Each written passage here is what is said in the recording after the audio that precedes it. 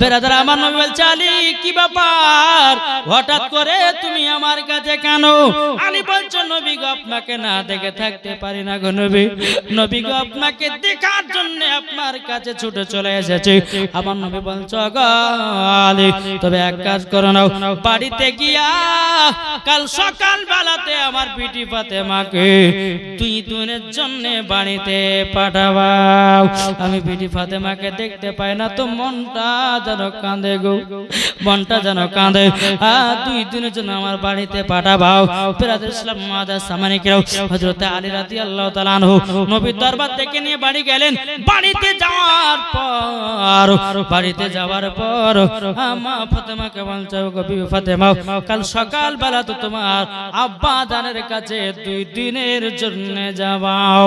বাবাজি রাত্রি বেলা মা ফাতেমা বলছে স্বামী গো আমি 2 দিনের জন্য যদি যাও আপনাকে কে খাবার বানিয়ে খাওয়াবে? মা ফাতেমা বলছে স্বামী গো তবে এক কাজ করেন না, আমি 2 দিনের খাবার বানিয়ে দিচ্ছি, আপনি 2 দিনের খাবারটা খাবেন, তার কাজে আমি যাব আব্বার কাছে 2 দিনের জন্য। কথাবার্তা হলো রুটি বাবা তৈয়ার করে দেওয়ার পর বিরাদর ইসলাম মুআদ্দাস সাবানিকেরাও মানিকেরাও সকাল বেলাতে মা ফাতেমা রাদিয়াল্লাহু তাআলা আনহা আমার নবীজির কাছে আসলেন। আমার মা ফাতেমা দেখতেছে আসতেছি আর আমার নবী মুস্তাফা পাগড়ি মোবারকটা খুলে দিয়া মা ফাতেমাকে বসায়া দিল। বসায়া দেওয়ার পরে সমস্ত সাহাবীরা চলে যায়। চলে যাওয়ার পরে বলছো গো বিটি ফাতেমা ও বিটি ফাতেমা তোমাকে দেখবার জন্য আমি 2 দিনের জন্য ডেকেছি। যখন মা ফাতেমা পৌঁছালো আর এদিকে বাবা ইহুদি আর ইহুদি আপনার এদিকে ইহুদির কিছু বিটি ছিল আমার খাতুনে জান্নাতের বান্ধবী। ইহুদির কিছু বিটি ছিল মা ফাতেমার বান্ধবী। তো তারা মনে মনে ভাবছে যে খাতুনে জান্নাতকে দাওয়াত করব, ছেঁড়া কোড়া কাপড় পরে আসবে, ছেঁড়া কোড়া কাপড় পরে আসবে আর আমি তাকে ভরা মানুষের সামনে অপমান করব। ইহুদি নারীগুলো 1 পা 2 পা করে বাবা চলে এসেছেন। আসার পর বাবারা মানিকেরাও আসার পরে নবীকে বলতেছে নবী গো আপনার বিটি ফাতেমা নাকি তার শ্বশুর বাড়ি থেকে এসেছো? বলে হ্যাঁ। বলে কোথায়? বলে ঘরের ভিতর আল্লাহর ইবাদত করতেছে। বাবা মুসলমান ভাইরাও ইহুদি নারীগুলো 1 পা 2 পা করে খাতুনে জান্নাতের বাড়ির ভিতরে বাবা ঘরের ভিতর প্রবেশ করলো। আর ইহুদি নারীগুলো বলছো গো খাতুনে জান্নাত তোমার কালকে দাওয়াত থাকলো, কালকে আমার বিয়ে। ও ফাতেমা কালকে তুমি আমাদের বাড়িতে দাওয়াত খেতে যাবা। বাবারা আমার মা বোনেরাও মানিকেরাও বেরাদার মা ফাতেমা রাদিয়াল্লাহু তাআলা আনহা তিনি বাবা দিয়ে 1 পা 2 পা করে নবীজির কাছে গেলেন। যাওয়ার পরে বলছে আব্বা গো আমার কিছু বান্ধবীরা এসেছে। ও আব্বা জান বান্ধবীরা এসেছে। আব্বা গো আপনার কাছে একটা আবেদন করব গো আব্বা। বলে কি আবেদন? আব্বা গো এই বান্ধবীদের দাওয়াত কি আমি কবুল করব নাকি? আবার নবীজি গায়বের সংবাদ তানবী বলতেছে বলে গো বিটি ফাতেমা যাও যাও তুমি দাওয়াতটা কবুল করে নাও। জোরে বলেন তাই তো কবুল বলতেছে বলুন পাইলে নিরালাই গো নবী পাইলে নিরালাই। জোরে হবে না সুবহানাল্লাহ বলেন পাইলে নিরালাই গো নবী পাইলে নিরালাই। 2 কদমে চুমা খাবো 2 কদমে চুমা খাবো চরম দুলি মাগব গায় পাইলে নিরালাই গো নবী পাইলে নিরালাই। দয়াল নবী কত দূরে লোহিত সাগরের তীরে, দয়াল নবী কত দূরে লোহিত সাগরের তীরে, মদিনার ওই সোনার ঘরে আছেন তিনি সর্বদাই, পাইলে নিরালাই গো নবী পাইলে নিরালাই, পাইলে নিরালাই গো নবী পাইলে নিরালাই। দুই কদমে চুমা গাবো, দুই কদমে চুমা গাবো, চরম দুলি মাগব গায়, পাইলে নিরালাই গো নবী পাইলে নিরালাই, পাইলে নিরালাই গো নবী পাইলে নিরালাই। জোরে করুন সুবহানাল্লাহ। বাবা মুসলমান ভাইরাও, এ সোনা মানিকেরাও, মা ফাতেমা রাদিয়াল্লাহু তাআলা আনহা বান্ধবীর কাছে এসে বলতেছে, ও আমার বান্ধবীরা যাও, আমি তোমাদের দাওয়াত কবুল করে নিলাম।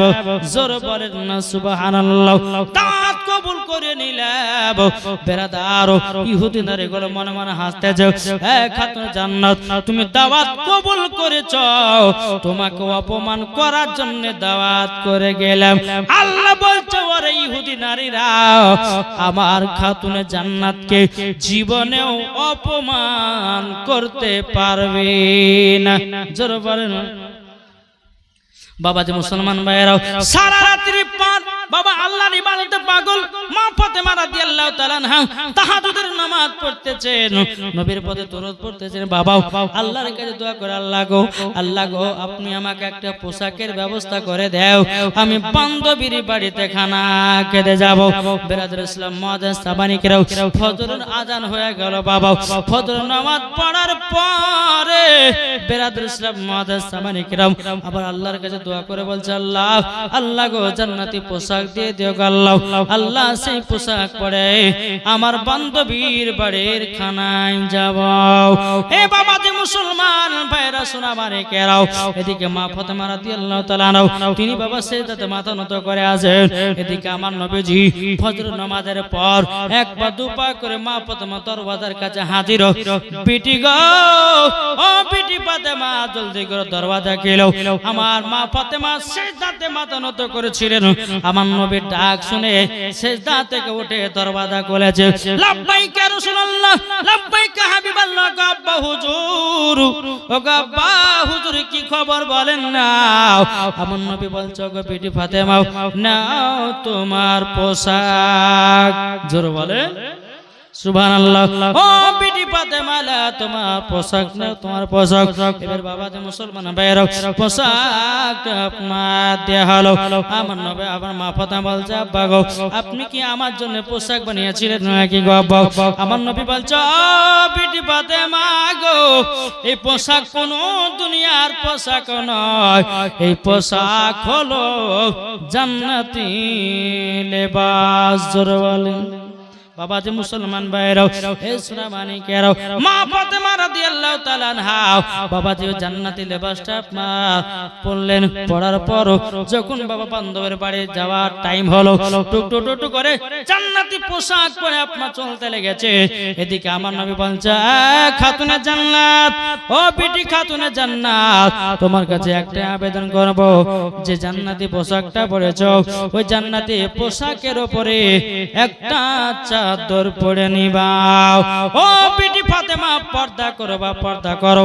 মা ফাতেমা রাদিয়াল্লাহু তাআলা আনহা তিনি এক পা দুপা করে আবার ঘরের দিকে গেলেন।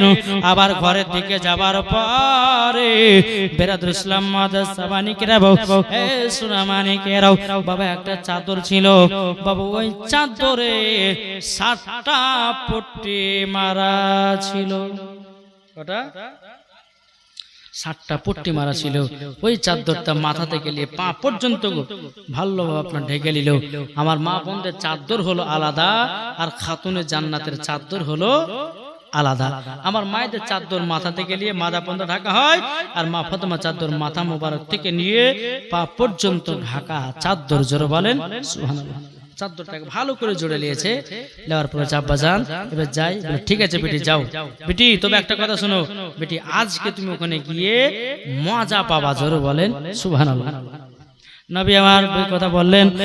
মা ফাতেমা রাদিয়াল্লাহু তাআলা আনহা তিনি বাবা এক পা দুপা করে আপনার আগিয়ে যাচ্ছেন। আগিয়ে যেতে যেতে যেতে বেরাদার ইসলাম ইহুদি নারী গেল বাবা যে চিন্তায় চিন্তিত, কখন আসবে খাতুনে জান্নাত। কখন আসবে খাতুনে জান্নাত আর কখন তাকে অপমান করব, কখন অপমান করব, কখন অপমান করব।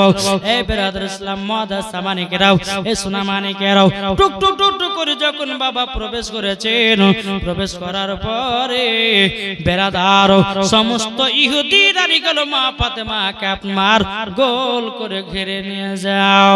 হে ফাতেমা, তোমার কি একটু বুদ্ধি নাই? জোর করে না নাউজুবিল্লাহ। ইহুদি নারী গেলে বলছো, ওগো ফাতেমা, তোমাকে দাওয়াত করেছি, তুমি তো ভালো করে জানো আমাদের খানার বাড়ি এমন শিল্পপতিরা আসবে, এত বড় লোকেরা আসবে, আর তুমি ছিঁড়া পাটা চাদর পরে আমাদের বাড়িতে চলে এসেছো। মা ফাতেমা বলছে, এ বোনেরা গো, আমাকে একটা পার্সোনাল ঘর দাও, যে ঘরে কোনো পুরুষ ঢুকবে না, সেই ঘরখানা দাও। বাবা একটা বড় হল ঘর দেওয়া হলো, বাবা বড় একটা ঘর দেওয়া হলো। মা ফাতেমা ঘরের ভিতরে প্রবেশ করলেন। ইহুদি নারীগুলো বলতে যায়, খাতুনে জান্নাত, এইরকম চাদর পরে তুমি কেন এসেছো? তোমার তো একটু বুদ্ধি থাকার দরকার। আমি বলতে চাই রে ভাই, ও ইহুদি নারীগুলো রে, আমার মা ফাতেমার এত আল্লাহ বুদ্ধি দিয়েছিলেন, এরকম বুদ্ধি আর কোন পৃথিবীর নারীকে দেওয়া হয় নাই।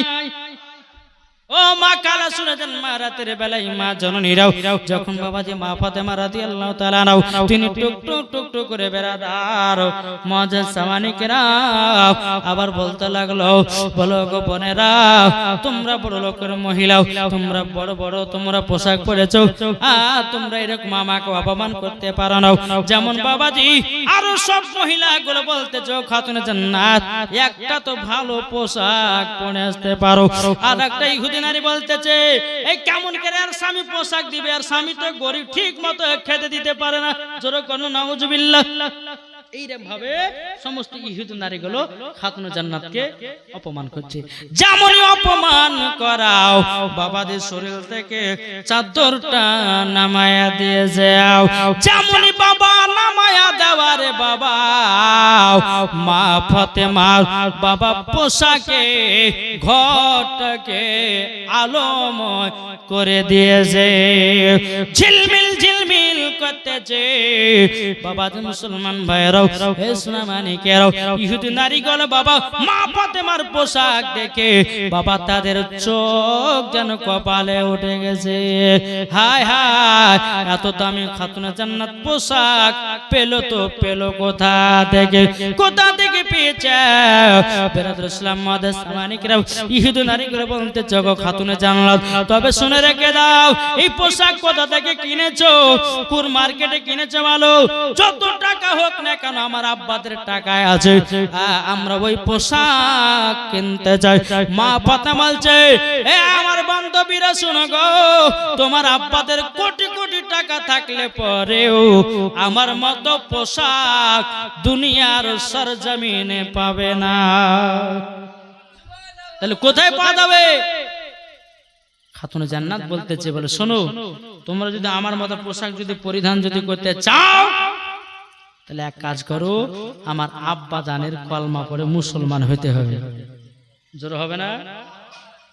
যদি আমার আব্বা জানের কলমা পড়ে যদি মুসলমান হয়ে যাও, তাইলে পরে আমার মতো তোমরা পোশাক পাবো। ইহুদি নারীগুলো বলছো, গো খাতুনে জান্নাত, একবার মার্কেটের নামটা বলো না, কোন রাস্তা দিয়ে যেতে হবে? মা ফাতেমা বলতেছে, ইহদিনাস সিরাতাল মুস্তাকিম, ওই পথে তুমি যদি যাও তাইলে তুমি আমার মার্কেটটা পেয়ে যাও। মার্কেটের নাম হলো জান্নাতুল ফেরদাউস। জোরে বলেন না সুবহানাল্লাহ। কিন্তু গো বান্ধবীরা, আমার আব্বা জানের কলমা পড়ে মুসলমান হতে হবে।